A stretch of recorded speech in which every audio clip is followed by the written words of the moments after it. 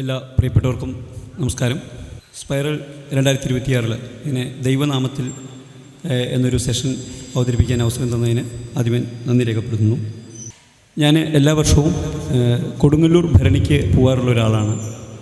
അപ്പോൾ ഇക്കഴിഞ്ഞ ഓരോ സംഘത്തോടൊപ്പമാണ് പോകാറുള്ളത്. ഈ വർഷം ഈ സംഘത്തോടൊപ്പം പോയപ്പോൾ എല്ലാ വർഷവും കാണുന്നൊരു കാഴ്ചയാണ്. നമ്മൾ അവിടെ എത്തുമ്പോൾ കുറേ കവിതകൾ, ഭരണിപ്പാട്ടുകൾ പാടി, രസകരമായ ഭരണിപ്പാട്ടുകൾ പാടും. ചിലത് തെറിയുടെ അംശമുള്ളതായിരിക്കും, ചിലത് തെറി മാത്രമായിരിക്കും. അങ്ങനെ നമ്മളവിടെ എത്തി വണ്ടികൾ ബ്ലോക്കിൽപ്പെട്ട് കിടക്കുമ്പോൾ, കൊടുങ്ങല്ലൂരെത്തി വണ്ടികൾ ബ്ലോക്കിൽപ്പെട്ട് കിടക്കുമ്പോൾ ആളുകൾ ഇങ്ങനെ നടന്നു വരുമ്പോൾ അതിനകത്ത് സ്ത്രീകളൊക്കെ ഉണ്ടെങ്കിൽ നമ്മുടെ ഈ പാട്ടുകളിലെ തെറികൾക്ക് കുറച്ച് മൂർച്ച കൂടും, കുറച്ച് ഒച്ച കൂടും. അങ്ങനെ ഈ തെറികൾ പാടിക്കൊണ്ട് ഈ റോഡിൽ ഇറങ്ങി നടക്കുന്ന ഒരു സംഘത്തോട് ഒരു വിശ്വാസിയായ ഒരാൾ, വിശ്വാസിയായിരിക്കണം, അദ്ദേഹം പറയുന്നുണ്ട്, അദ്ദേഹം പറഞ്ഞൊരു കാര്യം, ഈ തെറിയെല്ലാം അമ്പലത്തിനകത്ത് റോഡിൽ പാടില്ല എന്ന് പറയുന്നുണ്ട്. അപ്പോൾ അതൊരു അവിടുത്തെ ആ ദിവസം ഭരണി ദിവസങ്ങളിൽ അല്ലെങ്കിൽ രേവതി ദിവസങ്ങളിൽ സ്വാഭാവികമായിട്ട് പറയാൻ സാധ്യതയുള്ളൊരു കാര്യമാണത്. തെറി അമ്പലത്തിനകത്ത് മതി എന്നുള്ളത്. നമുക്ക് കുറച്ചുകൂടി വിശാലമായിട്ടാണ് ഈ കാര്യം പറയാനുള്ളത്. ഭക്തിയും തെറിയും ഒക്കെ അമ്പലത്തിനകത്ത് അല്ലെങ്കിൽ ആരാധനാലയങ്ങൾക്കകത്ത്, പുറത്തേക്ക് അതിനെ എടുക്കരുത്, അത് പൊതുസമൂഹത്തിൻ്റെ ഭാഗമാക്കി മാറ്റരുത് എന്നുള്ളത് മാത്രമാണ്. അതുമായി ഉള്ളവർക്ക് അതിന് അവസരം വിട്ടുകൊടുക്കുന്നതാണ് യുക്തിസഹം എന്നാണ് എനിക്ക് തോന്നുന്നത്. അപ്പോൾ അങ്ങനെയല്ലാതെ ഈ ഭക്തിയെ പുറത്തേക്ക് എടുത്തുകൊണ്ട് അല്ലെങ്കിൽ പൊതുസമൂഹത്തിലേക്ക് ഈ ദൈവത്തെ എടുത്തു വയ്ക്കുമ്പോൾ ഉണ്ടായ ചില പ്രശ്നങ്ങൾ, അതിൻ്റെ പേരിലുണ്ടായ സാമൂഹ്യ പ്രശ്നങ്ങൾ, ഇതൊക്കെയാണ് ഞാൻ പറയാൻ ഉദ്ദേശിക്കുന്നത്. ഇതിൽ ഈ പറയാൻ പോകുന്ന ഭൂരിഭാഗം കാര്യങ്ങളും എൻ്റെ പുസ്തകങ്ങളിലുള്ള കാര്യങ്ങളാണ്. അത് വായിച്ചവർക്ക് ചിലപ്പോൾ ഒരു ആവർത്തനമായിട്ട് തോന്നാം, എങ്കിലും ആ കാര്യങ്ങൾ അറിയാത്തവർക്ക് വേണ്ടി പറയാൻ കരുതുന്നു. ആദ്യമായിട്ട് പറയാനുള്ളത്, ഈ പൊതുസമൂഹത്തിലേക്ക് വിശ്വാസം ഉണ്ടാക്കുന്ന പ്രശ്നങ്ങൾ എന്ന് പറഞ്ഞാൽ ഏറ്റവും എളുപ്പത്തിൽ മനസ്സിലാവുന്നത് അല്ലെങ്കിൽ എളുപ്പത്തിൽ ആദ്യമായി പറയേണ്ടതെന്ന് തോന്നുന്നത് കർണാടകയിലെ ദേവദാസി സമ്പ്രദായത്തെക്കുറിച്ചാണ്. ദേവദാസി സമ്പ്രദായം 1982 നിരോധിച്ചതാണ് സർക്കാർ. സുപ്രീം കോടതി ഇടപെട്ട് നിരോധിച്ചതാണ് 82. പക്ഷേ ഞങ്ങൾ 2007 കർണാടകയിലെ ദാവനഗരി എന്ന് പറയുന്ന സ്ഥലത്തെ ഉച്ചങ്കിമല എന്ന് പറയുന്ന ക്ഷേത്രത്തിലേക്ക്, ആ ക്ഷേത്രത്തിലാണ് പണ്ട് ദേവദാസിയാക്കൽ ചടങ്ങ് വ്യാപകമായി നടന്നിരുന്നതെന്ന് പറയുന്നത്. അപ്പോൾ ആ ക്ഷേത്രത്തിലേക്ക് പോകുമ്പോൾ ആ സമയത്തും അവിടെ ദേവദാസിയാക്കാൻ പെൺകുട്ടികളെ കൊണ്ടുവന്നിരുന്നു. 2007-8 കാലഘട്ടങ്ങളിലൊക്കെ അവിടങ്ങളിൽ ധാരാളമായിട്ട് ബോർഡുകൾ വെച്ചിരുന്നു. ഈ ദേവദാസി സമ്പ്രദായം നിരോധിച്ചതാണ്, നിങ്ങൾ കുട്ടികളെ അങ്ങനെ ദേവദാസിയാക്കുന്നത് തെറ്റാണ്, അതിന് ശിക്ഷയുണ്ടെന്നൊക്കെ എഴുതി വെച്ചിട്ടുണ്ട്. അപ്പോൾ 26 വർഷങ്ങൾ കഴിഞ്ഞിട്ടും അങ്ങനെ ബോർഡുകൾ സ്ഥാപിക്കണമെങ്കിൽ ആ നിരോധനം അവിടെ ഫലപ്രദമായി നടന്നിട്ടില്ലെന്ന് സർക്കാരിന് തന്നെ ബോധ്യമുണ്ട് എന്നുള്ളതിൻ്റെ ഒരു തെളിവാണത്. അപ്പം ഞങ്ങൾ പോകുമ്പോഴും കാണുന്ന കാഴ്ച, കുറേ കുട്ടികളെ കൊണ്ടുവരുന്നു. ഈ കുട്ടികളെ കൊണ്ടുവരുന്നത് നേരത്തെ ഇതുപോലെ കൊണ്ടുവന്ന് ദേവദാസി ആക്കിയ സ്ത്രീകളാണ് കൊണ്ടുവരുന്നത്. അപ്പോൾ അവർ ദേവദാസി ആക്കി അമ്പലങ്ങളിൽ കുറേ കാലം ജീവിച്ച് പിന്നെ അവിടുത്തെ പ്രമാണിമാരുടെ കീഴിൽ അവരുടെ ലൈംഗിക അടിമകളായിട്ട് ജീവിച്ച് പിന്നീട് ലൈംഗിക തൊഴിലേക്ക് തന്നെ ഇറങ്ങിയ സ്ത്രീകളാണ് അവിടുത്തെ ഈ പ്രായം ചെന്ന ദേവദാസികളിൽ ഭൂരിഭാഗവും. പക്ഷെ അവർ പോലും ഈ ചടങ്ങിന് ഇപ്പോഴും വരുന്നുണ്ട് എന്നുള്ളതാണ്. അവരെ ഒരു നിറംകെട്ട ജീവിതത്തിലേക്ക് തള്ളിവിട്ട ഒരു ആചാരത്തിൻ്റെ ഭാഗമാകാൻ അവരിപ്പോഴും വന്നുകൊണ്ടിരിക്കുന്നതാണ്. അതാണ് ദൈവം അല്ലെങ്കിൽ വിശ്വാസത്തിൻ്റെ പ്രസക്തി എന്നെനിക്ക് തോന്നുന്നു. നിങ്ങൾക്ക് അതിനെ, നിങ്ങളെ ഒരു മോശം ജീവിതത്തിലേക്ക് തള്ളിയിട്ടിട്ട് പോലും അതിനെ തള്ളിക്കളയാൻ നിങ്ങൾക്ക് കഴിയുന്നില്ല. ആ രീതിയിൽ സ്ത്രീകൾ ഇപ്പോഴും പുതിയ പെൺകുട്ടികളെയും കൊണ്ട് അവിടേക്ക് ദേവദാസിയാക്കാൻ വരികയാണ്. ഇപ്പോഴല്ല, 2008-2009 കാലഘട്ടങ്ങൾ. അങ്ങനെ അവിടെ കണ്ട കാഴ്ചകൾ വെച്ചിട്ട് മലയാള മനോരമയുടെ സൺഡേ സപ്ലിമെൻറ്റിൽ ദേവദാസി അവൻ എന്തു പിഴച്ചു എന്നൊരു ലേഖനം പ്രസിദ്ധീകരിക്കുകയുണ്ടായി. ആ ലേഖനത്തെ തുടർന്ന് സുപ്രീം കോടതി ഇടപെടുകയും 2014 സുപ്രീം കോടതി ഒരു കർശന ഉത്തരവ് ഇറക്കുകയും ചെയ്തു. ഇനി പെൺകുട്ടികളെ ദേവദാസി ആക്കുന്നില്ല എന്ന് കർണാടക സർക്കാർ ഉറപ്പുവരുത്തണം എന്ന് പറഞ്ഞിട്ടൊരു ഉത്തരവ് ഇറക്കുകയും ചെയ്തു. അപ്പോൾ ഞങ്ങൾ ആ ഉത്തരവ് നടപ്പാക്കുന്നുണ്ടോ എന്ന് അറിയാൻ വേണ്ടി 2016 ഞങ്ങൾ പോയിരുന്നു. അപ്പോൾ 2016 മുതൽ 2025 വരെ പല വർഷങ്ങളിലും ഞങ്ങൾ ഈ ദാവനഗരയിലെ ഉച്ചങ്കിമലയിൽ പോയിട്ടുണ്ട്. അപ്പോൾ ഈ പുതിയ ഉത്തരവ് ഇപ്പോൾ നടപ്പാക്കുന്നുണ്ട് എന്നുള്ളതാണ് മനസ്സിലാവുന്നത്. ഒരു സർവൈലൻസ് ടീം അവിടെ നിന്നിട്ട് ഈ കുട്ടികളെ ദേവദാസി ആക്കുന്നില്ല എന്ന് ഉറപ്പുവരുത്താൻ വേണ്ടിയിട്ട് ഒരു 10 അംഗ സർവൈലൻസ് ടീം എല്ലാ ക്ഷേത്രങ്ങളിലും നിൽക്കുന്നുണ്ട്. പക്ഷേ അപ്പോഴും അവിടെ ഉള്ളൊരു പ്രശ്നം, ഈ അമ്പലങ്ങളിൽ ദേവദാസി ആക്കുന്നില്ലെങ്കിലും വീടുകളിൽ ഈ ചടങ്ങ് നടക്കുന്നുണ്ട് എന്നുള്ളതാണ്, ഒറ്റപ്പെട്ട് നടക്കുന്നുണ്ട് എന്നുള്ളതാണ് പിന്നീട് വരുന്ന വാർത്തകൾ കാണിക്കുന്നത്. അപ്പോൾ ഒരു വിശ്വാസം, ഇതാണ് വിശ്വാസത്തിൻ്റെ പ്രശ്നം. വിശ്വാസത്തെ പൊതുസമൂഹത്തിലേക്ക് എടുക്കുമ്പോഴുള്ള പ്രശ്നം, നിങ്ങൾ അതിനെ നിയമം മൂലം നിരോധിച്ചു കഴിഞ്ഞാലും അതിനകത്ത് എന്തൊക്കെ നിരോധനം എത്ര കർശനമായി നടപ്പാക്കാൻ നോക്കിക്കഴിഞ്ഞാലും അത് വേണമെന്ന് ആഗ്രഹിക്കുന്ന കുറേ ജനങ്ങളുള്ളിടത്ത് അതിൻ്റെ നിരോധനത്തിന് ഇത്രേ പ്രസക്തിയുള്ളൂ. അപ്പോൾ അവിടെ വീടുകളിൽ ഇപ്പോഴും പെൺകുട്ടികൾ ദേവദാസിയാക്കപ്പെടുന്നു. ഞങ്ങൾ അങ്ങനെ ദേവദാസിയാക്കപ്പെട്ട ഒരു പെൺകുട്ടിയുടെ വീട്ടിലേക്ക് കുറേ ഉദ്യോഗസ്ഥർ പോയൊരു വാർത്ത ഹിന്ദു പത്രത്തിൽ പ്രസിദ്ധീകരിച്ചിരുന്നു. കുഞ്ചൂർ എന്ന് പറയുന്നൊരു ഗ്രാമത്തിലാണ്. ആ ഗ്രാമത്തിലേക്ക് ഉദ്യോഗസ്ഥർ ഇങ്ങനെ ഒരു പെൺകുട്ടിയെ നിരോധനം മറികടന്നിട്ട് വീട്ടിൽ ദേവദാസിയാക്കി എന്ന് പറഞ്ഞ് പോയപ്പോൾ അവിടുത്തെ ആളുകൾ ആ ഉദ്യോഗസ്ഥരെ കെട്ടിയിട്ടു, ആ നാട്ടുകാർ. അപ്പോൾ അവർ പറയുന്നത് ഇവിടെ മഴയില്ലാതായതിൻ്റെ കാരണം ഈ സമ്പ്രദായം നിരോധിച്ചാണ്, ഈ ദൈവത്തിന് വേണ്ടുന്ന കാര്യങ്ങൾ ചെയ്തു കൊടുക്കാത്തതുകൊണ്ടാണ് ഇവിടെ മഴയില്ലാത്തത്, കൃഷി നശിക്കുന്നതെന്നൊക്കെ പറഞ്ഞിട്ട് ആ ഉദ്യോഗസ്ഥരെ തടഞ്ഞു വെച്ചു എന്നൊരു വാർത്ത പ്രസിദ്ധീകരിക്കുകയുണ്ടായി. ഞങ്ങൾ ആ ഗ്രാമത്തിൽ പോയപ്പോഴും ഏതാണ്ട് സമാനമായ അനുഭവമായിരുന്നു. ആളുകൾ എല്ലാവരും ഇത്തരം ഈ സംഭവത്തെ, ഈ ആചാരത്തെ സപ്പോർട്ട് ചെയ്യുന്നവരാണ് അവിടെ ഉള്ളത്. അതുപോലെ തന്നെ അതിനുശേഷവും ദേവദാസിയാക്കൽ ചടങ്ങ് നടന്നിട്ടുണ്ട്. കാമാക്ഷി എന്ന് പറയുന്നൊരു പെൺകുട്ടി കേസ് കൊടുത്ത് 9 പേരെ അറസ്റ്റ് ചെയ്തൊരു സംഭവമൊക്കെ ഉണ്ടായിട്ടുണ്ട്. ഈ നിരോധനം വന്ന് ഈ സുപ്രീം കോടതി കർശനമായിട്ട് നിരോധനം നടപ്പാക്കണമെന്ന് പറഞ്ഞ ശേഷവും ഇത് വന്നിട്ടുണ്ട്. ഇനി ഇത് മാത്രമല്ല, ഈ ദേവദാസി സമ്പ്രദായം കൊണ്ട് ആ സ്ത്രീകൾ അനുഭവിച്ച ദുരിതം മാത്രമല്ല, അത് സമൂഹത്തിൽ എങ്ങനെയൊക്കെ പ്രശ്നങ്ങൾ ഉണ്ടാക്കുന്നു എന്നറിയണമെങ്കിൽ ഈ ദേവദാസികളുടെ മക്കളായിട്ടുള്ള കുട്ടികളെ നമ്മൾ കാണണം. ഏതാണ്ട് 1 ലക്ഷത്തോളം കുട്ടികൾക്ക് കർണാടകയിൽ അവരുടെ രേഖകളിൽ അച്ഛൻ്റെ പേരെഴുതാൻ അവകാശമില്ല. അവർ രേഖയിൽ അച്ഛൻ്റെ പേര് ചോദിച്ചിട്ട് ബ്ലാങ്ക് ആക്കി ഇടുകയാണ് ചെയ്യുന്നത്. ഈ കുട്ടികൾ സ്കൂളിൽ പോയിട്ട് സ്കൂളിൽ നിന്ന് ഡ്രോപ്പ് ഔട്ട് ആവുകയാണ്. അവിടുത്തെ പരിഹാസം സഹിക്കാൻ വയ്യാത്തതുകൊണ്ട്, അധ്യാപകരുടെയും സഹപാഠികളുടെയൊക്കെ പരിഹാസം സഹിക്കാൻ വയ്യാതെ കുട്ടികൾ പഠനം നിർത്തി വരുന്നു. അവർ വീട്ടിൽ വന്നിട്ട് വീട്ടിൽ സംഘർഷമാവുന്നു. കാരണം അമ്മമാർ കാരണമാണ് ഞങ്ങൾക്ക് ഈ ദുർവിധി ഉണ്ടായതെന്ന് പറഞ്ഞിട്ട് വീടുകൾക്കകത്ത് അമ്മയും മക്കളും തമ്മിലുള്ള സംഘർഷം. അതുപോലെ പിതൃസ്വത്തിൽ അവകാശം കിട്ടാത്തതുകൊണ്ട് അവർ മറ്റ് പണികൾക്ക്, അവർക്ക് താല്പര്യമില്ലാത്ത പണികൾക്ക് പോകേണ്ടി വരുന്നു. അങ്ങനെ പല പല പ്രശ്നങ്ങൾ ഇപ്പോഴും അവിടെ തുറന്നുകൊണ്ടിരിക്കുകയാണ്. നമ്മൾ ആലോചിച്ച് നോക്കണം, 1982 നിരോധിച്ച ഒരു ആചാരത്തിൻ്റെ, ദൈവത്തിൻ്റെ പേരിൽ നടന്നിരുന്ന ഒരു ആചാരത്തിൻ്റെ ബാക്കിയായിട്ട് ഇപ്പോൾ കർണാടകയിൽ നമ്മൾ പോയാൽ കാണാൻ കഴിയുന്ന കാഴ്ചകളെക്കുറിച്ചാണ് പറഞ്ഞത്. ഇനി ഇതേപോലെ തന്നെ ഇതിന് സമാനമായിട്ട് ഉള്ള ഒരു വിശ്വാസത്തിൻ്റെ പേരിൽ എങ്ങനെ ഒരു സമൂഹം ചൂഷണത്തിന് ഇരയാവുന്നു എന്നുള്ളതിൻ്റെ മറ്റൊരു കഥയാണ് മൻസൗറിൽ നിന്നുള്ളത്. മൻസൗർ എന്ന് പറയുന്നത് മധ്യപ്രദേശിലെ ഒരു ഗ്രാമമാണ്. അവിടെ ബാഞ്ച്ഡ എന്ന് പറയുന്ന ഒരു കമ്മ്യൂണിറ്റിപ്പെട്ട സ്ത്രീകളുടെ കുലത്തൊഴിൽ എന്ന് പറയുന്നത് ലൈംഗിക തൊഴിലാണ്. അവിടെ ഇന്ത്യയിലെ ഒരു പൊതു സാഹചര്യത്തിൽ നിന്ന് വിഭിന്നമായിട്ട് പെൺകുട്ടികൾക്കാണ് ആ നാട്ടിൽ വില കൂടുതൽ. നമ്മളെ മറ്റ് നാടുകളിലെല്ലാം ആൺകുട്ടികൾ ഉണ്ടാവണമെന്ന് കൊതിക്കുന്ന ആളുകളായിരിക്കും. പക്ഷേ ആ നാട്ടിലെ സ്ത്രീകൾ അല്ലെങ്കിൽ ആ നാട്ടിലെ ആളുകൾ അവിടെ ഒരു പെൺകുട്ടി ഗർഭിണിയായി കഴിഞ്ഞ് കഴിഞ്ഞാൽ അവർ ആഗ്രഹിക്കുന്ന അതൊരു പെൺകുട്ടിയായിരിക്കണേ എന്നുള്ളതാണ്. കാരണം പെൺകുട്ടികളെ കൊണ്ട് മാത്രമേ അവിടെ വരുമാനം ഉണ്ടാക്കാൻ കഴിയുന്നുള്ളൂ. അവിടുത്തെ കുലത്തൊഴിലെന്ന് പറയുന്നത് ഈ ലൈംഗിക വൃത്തിയാണ്. അവർ പറയുന്ന ഒരു കഥ എന്ന് പറയുന്നത്, അവർ ജയ്പൂരിൽ നിന്ന് വന്നവരാണ്. ജയ്പൂരിലെ രാജാവ് പണ്ട് ഓരോ ദിവസവും ഓരോ പെൺകുട്ടികളെ അദ്ദേഹത്തിൻ്റെ കിടപ്പറയിലേക്ക് കൊണ്ടുപോകും, എന്നിട്ട് ഒഴിവാക്കും. ആരെയും രാജ്ഞിയാക്കിയില്ല. അപ്പോൾ അവരിങ്ങനെ കരഞ്ഞ് പ്രാർത്ഥിച്ചപ്പോൾ അർമുണ്ടി മാതാജി പ്രത്യക്ഷപ്പെട്ട് പറഞ്ഞു, നിങ്ങൾക്ക് ആളുകളെ സന്തോഷിപ്പിക്കാൻ കഴിവുണ്ട്, അതുകൊണ്ട് നിങ്ങളുടെ കുലത്തൊഴിലായിട്ട് ഈ തൊഴിലിരിക്കട്ടെ എന്ന് പറഞ്ഞ് അനുഗ്രഹിച്ചു തന്നു എന്നുള്ളതാണ് അവരുടെ കഥ.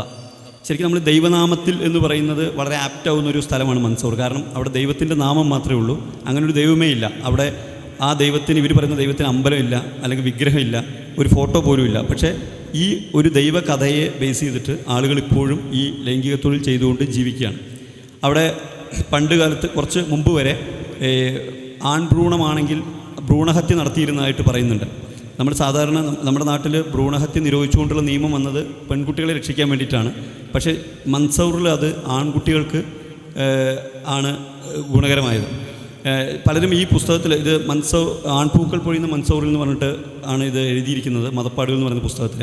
ഇത് വായിച്ച് പലരും ഇത് രാജ്യത്ത് പുരുഷന്മാർക്ക് അല്ലെങ്കിൽ ആൺകുട്ടികൾക്കും ബുദ്ധിമുട്ടുണ്ട് എന്നതിൻ്റെ തെളിവായിട്ട് ഈ ചാപ്റ്ററിനെ അവതരിപ്പിക്കാറുണ്ട്. പക്ഷേ സത്യത്തിൽ ഒരു സ്ത്രീകളെ ചൂഷണം ചെയ്യാവുന്ന ഒരു സമ്പ്രദായം എങ്ങനെ ആൺകുട്ടികൾക്ക് ദോഷകരമായി കൂടി മാറുന്നു എന്നുള്ളതിൻ്റെ ഒരു തെളിവാണ് സത്യത്തിൽ ഈ അധ്യായം.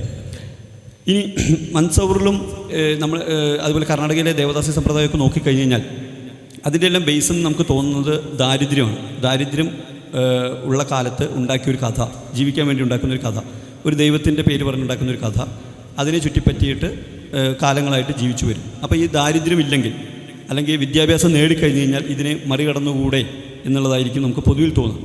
പക്ഷേ നിങ്ങൾ ദൈവത്തിൻ്റെ പേരിലാണ് കഥ ഉണ്ടാക്കിയിരിക്കുന്നതെങ്കിൽ അതിനെ മറികടക്കാൻ ദാരിദ്ര്യത്തെ നിർമ്മാർജ്ജനം ചെയ്തുകൊണ്ട് മാത്രമാവില്ല എന്നുള്ളതിൻ്റെ തെളിവാണ് കർണാടകയിൽ തന്നെയുള്ള ഹിരേ സിന്ദോഗി എന്ന് പറയുന്ന ഗ്രാമത്തിലെ സ്ത്രീകൾ.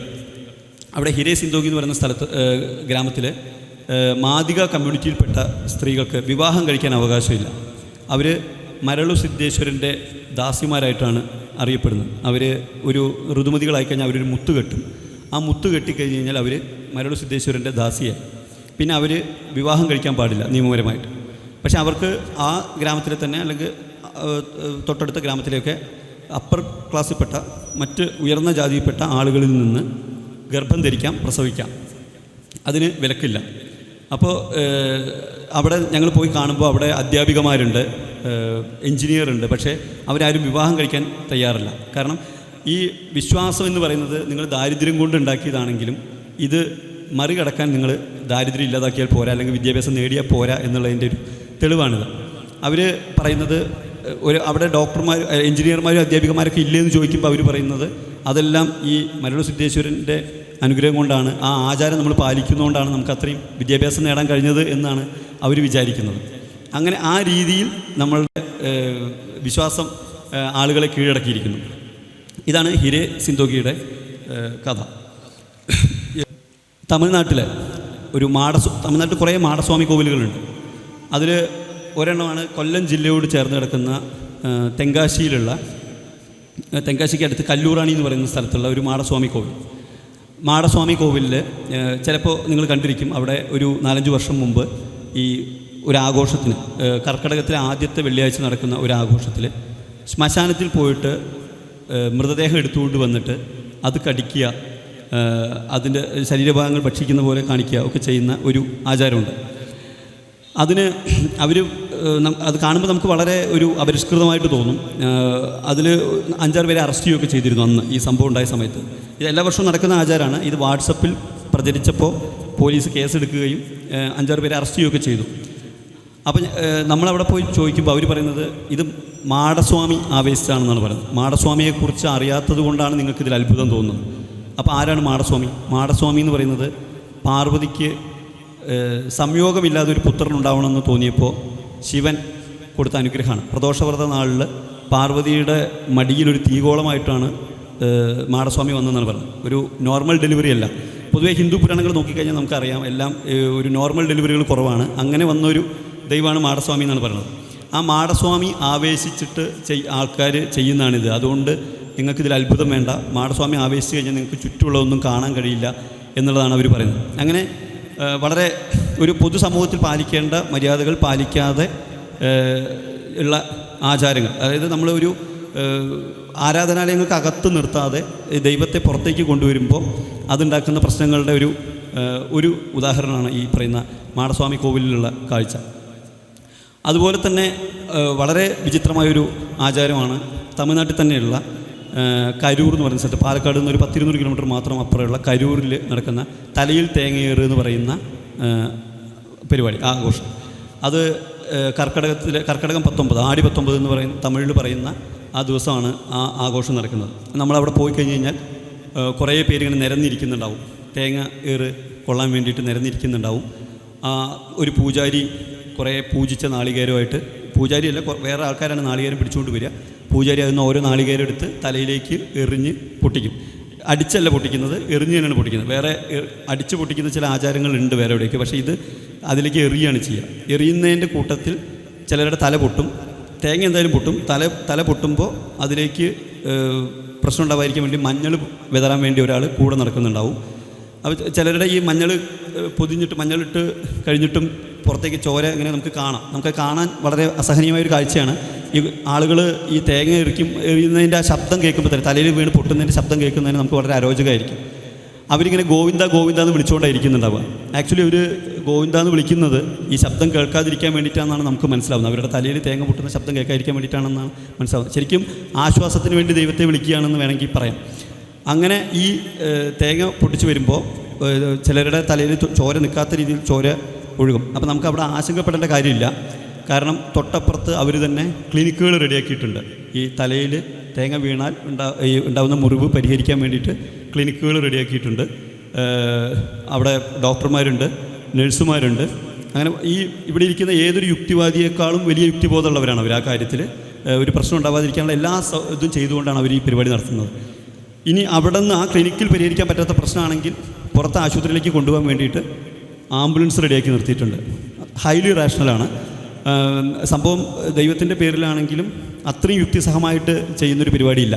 എന്നിട്ട് ഇവിടെ പോയി കഴിഞ്ഞാൽ നമുക്ക് കാണാം, ഈ ഏറ് കൊണ്ട ഒരു വർഷം ഒരു 10-700 പേരെങ്കിലും ഏറ് കൊള്ളാൻ ഇരിക്കുന്നുണ്ടാവും. അതിലൊരു 100-300 പേരെങ്കിലും ഈ ആശുപത്രിയിലെത്തും, ഈ ക്ലിനിക്കിലെത്തും ഇത് റെഡിയാക്കാൻ വേണ്ടിയിട്ട്. നമ്മളിത് പറയുമ്പോൾ പൊതുവെ നമുക്കിത് വളരെ വിചിത്രമായിട്ടും ഇവർ വളരെ വിഡ്ഢിത്തം കാണിക്കുന്നതായിട്ടൊക്കെ തോന്നും. പക്ഷെ നമ്മളൊന്ന് ആലോചിച്ച് നോക്കിക്കഴിഞ്ഞ് കഴിഞ്ഞാൽ ഇപ്പോൾ നമ്മുടെ നാട്ടിൽ കേരളത്തിൽ തൃശ്ശൂർ പൂരം എടുക്കുക, അല്ലെങ്കിൽ ഏതെങ്കിലും ഒരു പൂരം എടുത്തു കഴിഞ്ഞാൽ നിങ്ങൾക്ക് നോക്കിയറിയാം, നമ്മൾ ആനകളുടെ ഫിറ്റ്നസ് പരിശോധിച്ച്, റിസർവിലിരിക്കാനുള്ള ആനകളുടെ ഫിറ്റ്നസ്സൊക്കെ പരിശോധിച്ച്, ആന ഓടിയാൽ ആളുകൾക്ക് സംഭവിക്കാവുന്ന അപകടത്തിന് പരിഹാരം കണ്ടെത്തി ഫയർഫോഴ്സിനെ റെഡിയാക്കി, മെഡിക്കൽ ടീമിനെയൊക്കെ റെഡിയാക്കിയിട്ട് ഈ റോഡിലിറക്കി 10-30 ആനകളെ നിരത്തി അതിൻ്റെ ചെവി പോയി ചെണ്ടയും കുട്ടിയും എല്ലാം നടത്തുന്നത് വളരെ നോർമലായിട്ടാണ് നമുക്ക് തോന്നുന്നത്. അതിനകത്ത് ഒരു പ്രശ്നം നമുക്ക് തോന്നുന്നില്ല. കാരണം നമ്മൾ കണ്ട് ശീലിച്ചൊരു പരിപാടി ആയതുകൊണ്ട് അതൊരു സ്വാഭാവിക സംഭവമായിട്ട് തോന്നുന്നു. പക്ഷേ തമിഴ്നാട്ടിൽ നടക്കുന്ന ഒരു കാര്യം നമുക്ക് വളരെ വിചിത്രമായിട്ടും അവരുടെ ഒരു വിഡ്ഢിത്തമായിട്ടും തോന്നും. പക്ഷേ ഇത് സംഭവം ഇത് രണ്ടും എല്ലാം ഒരുപോലെ ഉള്ളൂ. അപ്പോൾ ഇങ്ങനെ ഒരു പരിപാടി അവിടെ നടക്കുന്നില്ല. അവിടെ ഈ തമിഴ്നാട്ടിലെ ഈ പറഞ്ഞ തേങ്ങയേറിന് വരുന്നതിൽ MBBS ഹൗസ് സർജൻസി ചെയ്യുന്നൊരു പെൺകുട്ടിയെ ഞങ്ങൾ കാണുകയുണ്ടായി. അപ്പോൾ അവരോട് ഞങ്ങൾ ചോദിച്ചു, ഇങ്ങനെ ഇതിനിങ്ങനെ നിങ്ങൾ ഇരുന്നോ എന്ന് ചോദിച്ചപ്പോൾ അവർ വളരെ അഭിമാനത്തോടെ പറഞ്ഞു അവരിതിനിരുന്നു, ഈ തേങ്ങ ഏറിന് കൊള്ളാൻ വേണ്ടി ഇരുന്നു. അവർക്ക് MBBSന് സീറ്റ് കിട്ടിയതിന് നന്ദി പ്രകടനമായിട്ടാണ് അവർ, MBBS പൂർത്തിയാക്കാൻ കഴിഞ്ഞതിനുള്ള നന്ദിയായിട്ടാണ് അവർ അവിടെ ഇരുന്നതെന്നൊക്കെ പറയുന്നുണ്ട്. അപ്പോൾ ഇതൊക്കെ പ്രശ്നമാവില്ലെന്ന് ചോദിക്കുമ്പോൾ അവർ പറഞ്ഞാൽ അതെല്ലാം അമ്മ നോക്കിക്കോളും എന്നാണ് പറയുന്നത്. അങ്ങനെ അത്രയും ഒരു എങ്ങനെ ഇതൊരു പ്രശ്നമായിട്ട് മാറുന്നു, ഒരു പൊതുസമൂഹത്തിൻ്റെ പ്രശ്നമായിട്ട് മാറുന്നു എന്ന് നമുക്ക് ആലോചിച്ചറിയാം.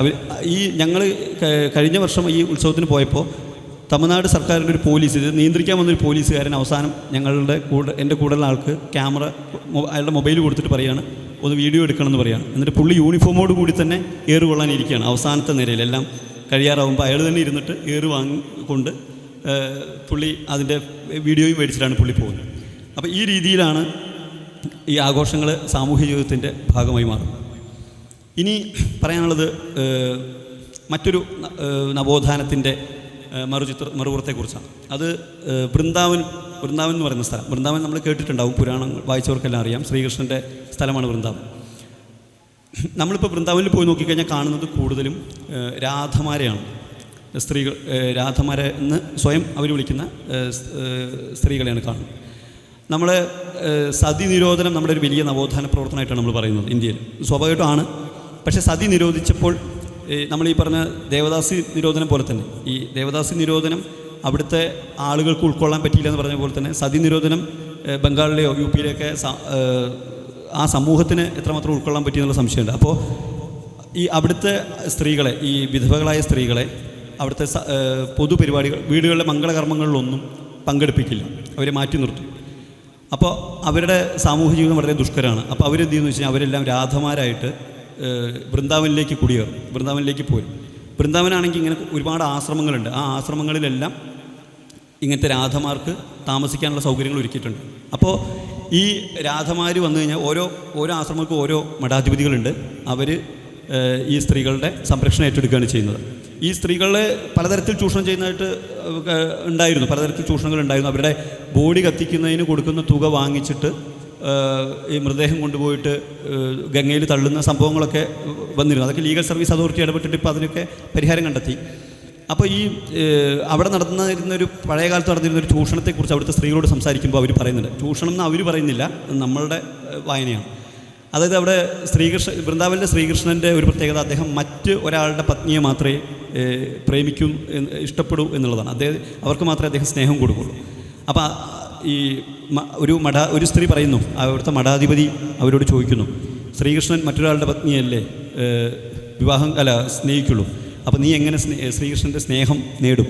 അപ്പോൾ അവർ ചോദിക്കുക എങ്ങനെ നേടും? അപ്പോൾ ഇയാൾ പറയുന്നു, നീ എന്നിൽ ശ്രീകൃഷ്ണഭാവം കാണാൻ ശ്രമിക്കൂ എന്ന് പറഞ്ഞിട്ട് എന്നെ ഭർത്താവായിട്ട് വരിക്കൂ, അപ്പോൾ നിനക്ക് ശ്രീകൃഷ്ണൻ്റെ പ്രേമം സിദ്ധിക്കുമെന്ന് പറയും.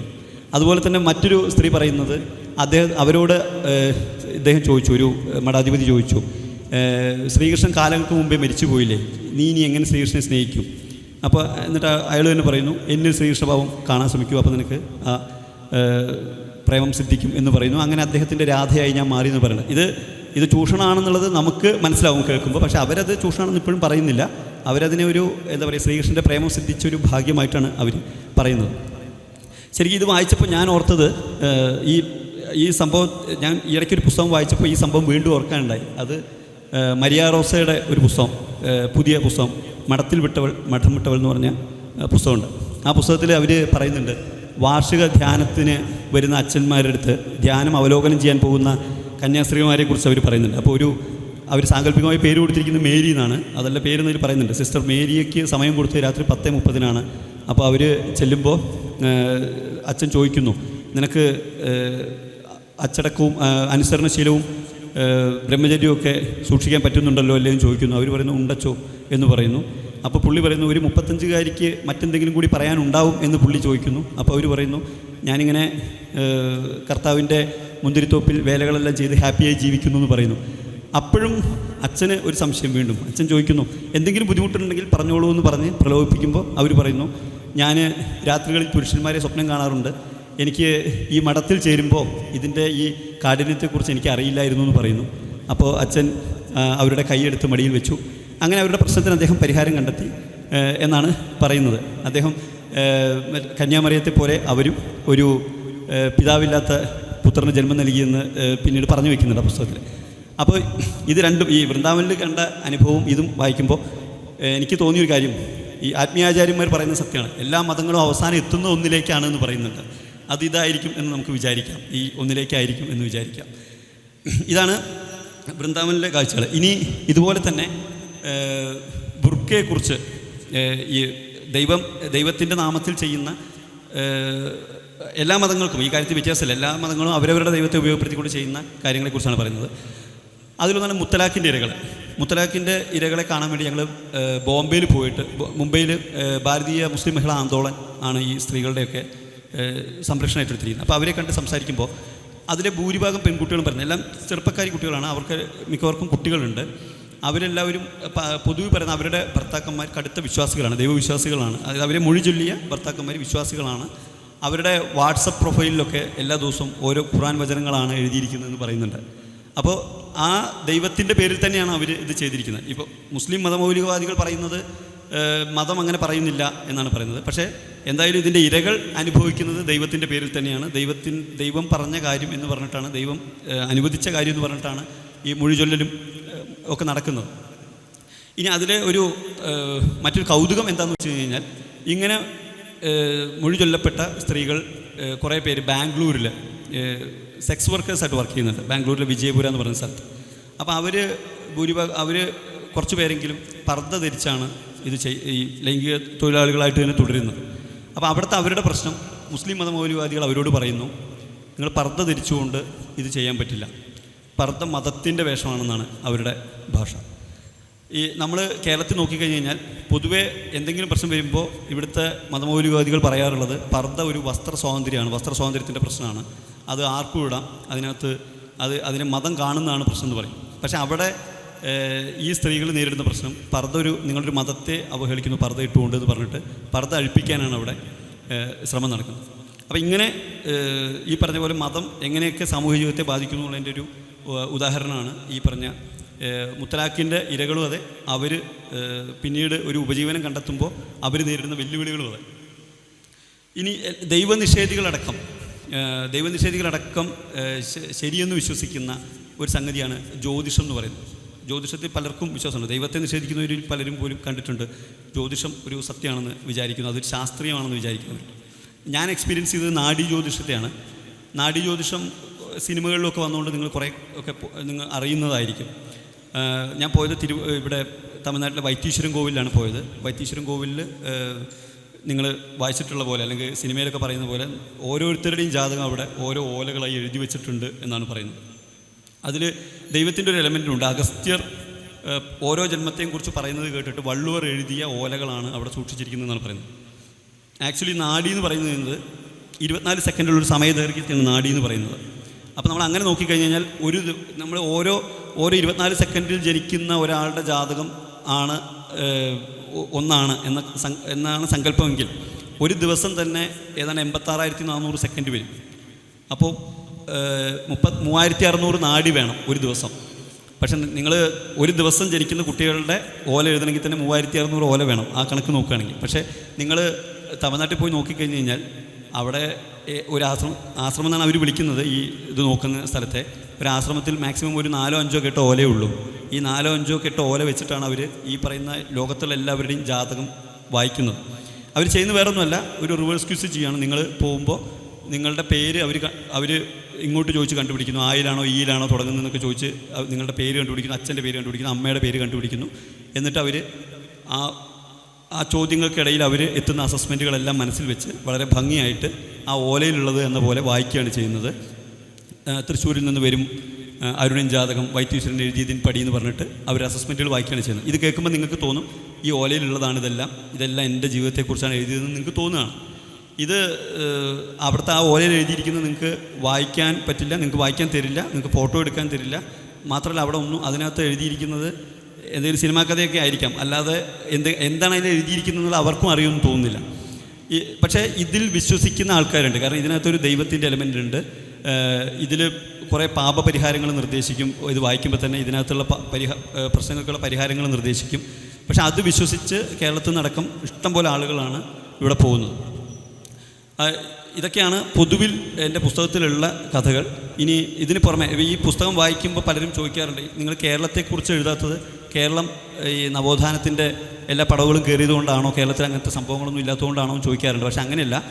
കേരളത്തിലുള്ള സംഭവങ്ങൾ പൊതുവെ വായനക്കാർക്ക്, ഇവിടുത്തെ വായനക്കാർക്ക് അത്ര പുതുമയില്ല എന്നുള്ളതുകൊണ്ട് എഴുതാത്തേ ഉള്ളൂ. ഈ കേരളത്തിൻ്റെ നവോത്ഥാനവും നമ്മുടെ ഈ ദൈവനാമത്തിൽ എന്ന് പറയുന്ന ടൈറ്റിലും തമ്മിൽ ഒന്ന് ചേർത്ത് വെച്ച് പറയേണ്ടതുണ്ടെന്ന് തോന്നുന്നു. കേരളത്തിൽ നമ്മൾ നവോത്ഥാനം എന്ന് പറഞ്ഞു കഴിഞ്ഞാൽ നമ്മളെപ്പോഴും പറയുന്ന സംഗതികൾ ഗുരുവായൂർ സത്യാഗ്രഹവും വൈക്കം സത്യാഗ്രഹവും ഇതുപോലുള്ള സംഭവങ്ങളാണ്. ഇതിൻ്റെ എല്ലാം പ്രത്യേകത ഇതെല്ലാം നടന്നത് ജനാധിപത്യം വരുന്നതിന് മുമ്പാണ്, കേരള രൂപീകരണത്തിന് മുമ്പാണ് എന്നുള്ളതാണ് അതിൻ്റെ പ്രത്യേകത.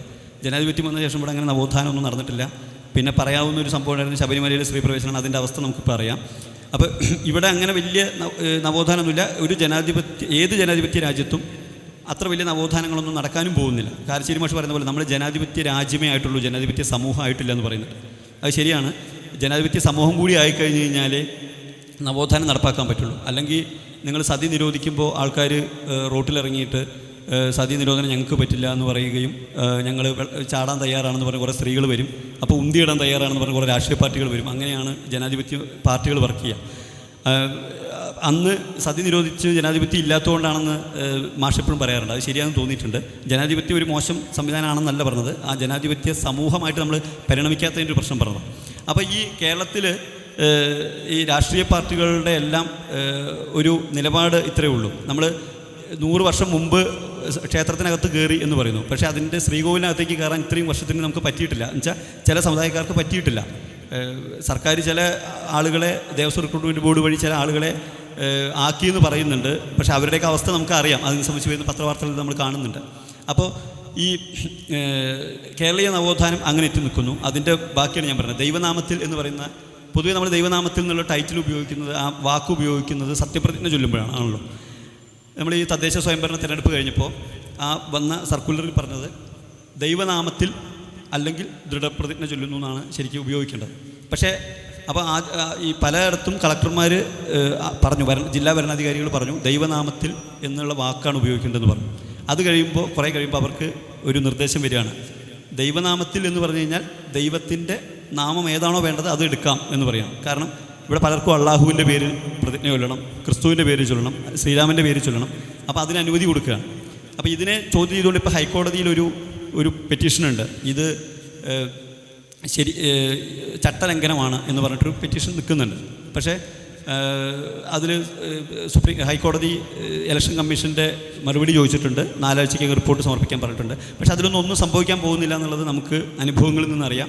കാരണം ഇതിൽ സർക്കാരോ അല്ലെങ്കിൽ കമ്മീഷനോ ഒന്നും ആരും ഇതിൽ ഈ ദൈവത്തിൻ്റെ പേരിനെതിരെ ഇടപെടാൻ പോകുന്നില്ല. അതാണ് നമ്മുടെ അനുഭവം. അപ്പോൾ ഇതാണ് ഈ നമ്മുടെ ദൈവനാമത്തിൽ എന്ന് പറയുന്ന ടൈറ്റിലുമായി ചേർത്ത് പറയാനുള്ളത്. ഇനി ഒരു കാര്യം കൂടി, അത് യുക്തിവാദികൾ പ്രത്യേകം ശ്രദ്ധിക്കേണ്ടതാണെന്ന് തോന്നുന്നു. അതായത് ഈ ദൈവനാമത്തിൽ എന്തെങ്കിലും കേട്ട് കഴിഞ്ഞാൽ, ദൈവത്തിൻ്റെ പേരിൽ എന്തെങ്കിലും കേട്ട് കഴിഞ്ഞ് കഴിഞ്ഞാൽ അതിനെ എതിർക്കുക, അല്ലെങ്കിൽ അതിലേക്ക് വെറുതെ ആവശ്യമില്ലാതെ ചാടി വീഴുക എന്നുള്ളൊരു ടെൻഡൻസി പൊതുവേ ഉണ്ട് കേരളത്തിലല്ല, പൊതുവെ യുക്തിവാദികൾക്ക് ഉണ്ടെന്ന് തോന്നുന്നു. അതിൻ്റെ ഒരു ഉദാഹരണമാണ് ഈ ധർമ്മസ്ഥലയിൽ കണ്ടത്. നമ്മൾ ധർമ്മസ്ഥലയിൽ ഒരു ക്ഷേത്രത്തിലേക്ക് വന്ന കുറേ ആൾക്കാരെ കൊന്നു കുഴിച്ചിട്ടു എന്ന് ഒരാൾ പറയുന്നു. അപ്പോഴേക്കും അതൊരു ക്ഷേത്രത്തിൻ്റെ ആളുകൾ ചെയ്തതാണ് എന്ന് വന്നോട് കൂടിയിട്ട് ആളുകൾ അതിൻ്റെ ഫാക്റ്റൊന്നും ചെക്ക് ചെയ്യാതെ അതിൻ്റെ സാധ്യതകളൊന്നും ചെക്ക് ചെയ്യാതെ യുക്തിയൊന്നും ആലോചിക്കാതെ ആൾക്കാർ ചാടി വീണിട്ട് ഈ ക്ഷേത്രത്തിനെതിരായിട്ട് വ്യാപകമായിട്ട് പ്രചാരണം നടത്തുകയാണ് ചെയ്തത്. പക്ഷേ ഒന്ന് യുക്തിസഹമായിട്ട് ആലോചിച്ച് കഴിഞ്ഞാൽ അറിയാം, അതിൽ പറയുന്ന അവിടെ പറഞ്ഞ മൊഴികളെല്ലാം പരസ്പര വിരുദ്ധമാണെന്നും അതിനുള്ള സാധ്യതയില്ല.